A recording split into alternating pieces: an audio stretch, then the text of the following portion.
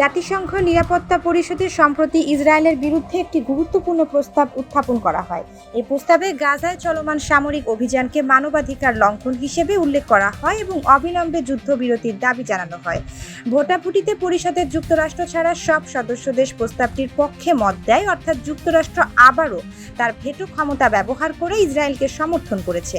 আন্তর্জাতিক বিশ্লেষকরা বলছেন, যুক্তরাষ্ট্রের এই অবস্থান শুধু ইসরায়েলকেই নয়, বরং বিশ্ব রাজনীতিতে নিজেকেও বিচ্ছিন্ন করে ফেলছে। জাতিসংঘে ভোট দেওয়ার সময় চীন, রাশিয়া, ফ্রান্স, যুক্তরাজ্য সহ সব স্থায়ী সদস্য এবং অস্থায়ী সদস্যরা ইসরায়েলের বিরুদ্ধে অবস্থান নেয়।